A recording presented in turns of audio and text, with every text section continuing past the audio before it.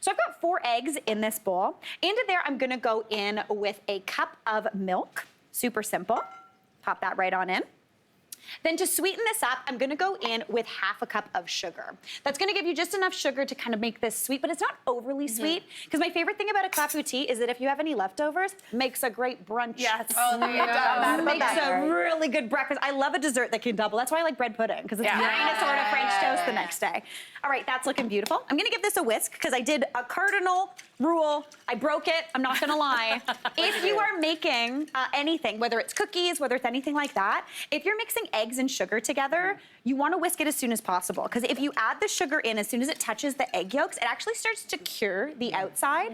So sometimes if you leave it a little long, you end up with that little kind of chunk of egg yolk that almost looks cooked.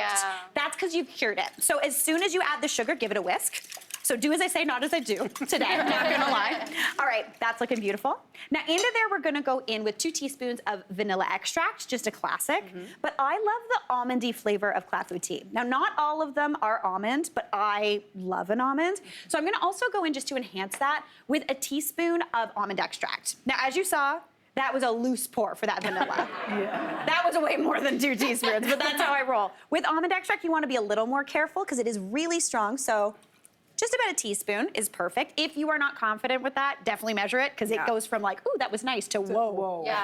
Real quick, 100%. So I'm gonna give that a whisk to combine. And then for a little bit of lightness, which I feel like is a bit of a trend in all of our dishes, they're heavy but light, I'm gonna go in with some lemon zest. Nice. If you wanted to, though, this would be really nice with orange zest or clementine zest.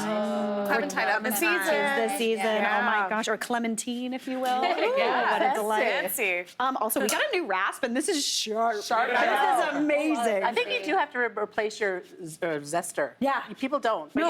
Every year, a couple years, depending on how much you use It's true, because it is a blade, and you can't really sharpen them, so keep them good.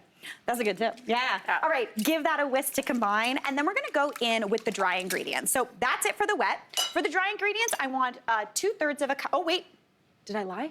No, I didn't lie. Butter's coming later, don't worry. I'm going in with 2/3 of a cup of all-purpose flour. So add that right on in. And then I'm going in with 1/3 of a cup of almond flour. Now, if you didn't want to do almond flour, you could do a whole cup of the all-purpose flour. But I love the texture of the almond flour. It gives it a little bit of fudginess. Really tasty. Season that up with a little bit of salt, which we've got going on in there. I'm gonna give that a whisk to combine. And you just want to whisk this until there's really no lumps. So this is something, if you wanted to, you could make it in a blender, you could do it in a smoothie blender, you could make this ahead and pop it in the fridge to hydrate. Almost like making a popover or something like that. So give that a whisk. Nice and smooth, right? Exactly. If there are a couple lumps and bumps, honestly, that's life. It's gonna be fine. Yes, life. Whatever. All right. Reach our destination. 100%, 100%. All right, now I want a little bit of butter in here just to bring everything together. So I've got 4 tablespoons melting here. I'm gonna add about 3 tablespoons of this melted butter into this mixture. So let's go right on in. Then I'm gonna put the rest in here just to grease that pan. Now, for a clafoutis, it's typically round, so I like using a pie plate for it. But you could do a cake pan, any sort of round dish. You could even do this miniature, which is really nice if you wanted individuals. Super tasty. All right, gonna go into there with this beautiful batter with all that butter. I love the smell of the almonds. Same. Now, traditionally with a clafoutis, it's usually cherry-based, sour cherry. In France, they leave the pits in because they're like, dental work, who cares? But I'm gonna go in with raspberries. I love raspberries. They're fresh, they're juicy. So about a cup and a half of those, as many as you'd like. Beauty. And then a little bit of some slivered almonds scattered on top. Now that needs to go in a 375-degree oven for 35 minutes. It's gonna puff up and get absolutely beautiful.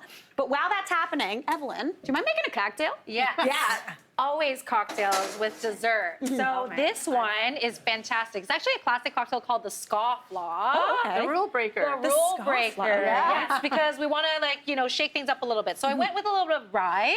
I think that's going to go fantastically with the almonds. Totally. I love that you love rye right now. Yeah, I don't know. I think it's like, you know, that season. Yeah. And then we're gonna go in with a little bit of dry vermouth. Let's just give it like that really herbal quality to it. A little bit of lemon juice. And this is the zinger, is that I made a house-made grenadine. Oh. It's super delicious, very easy. So it's just pomegranate juice blended with sugar. It's with a little bit of pomegranate molasses, and I threw in some berries. So there's like a little bit of raspberries, blackberries in there, and we're gonna shake it all up. Oh, I love this. It's gonna be so good. It's all of the flavors you're saying are gonna mimic what's going on in that clafoutis. Okay, so we're just gonna strain it quickly over here. Look at Oh, that color. Oh my.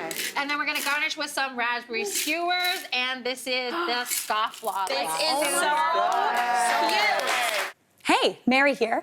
What did you think? Drop your comments below and don't forget to like and subscribe for more of the good stuff.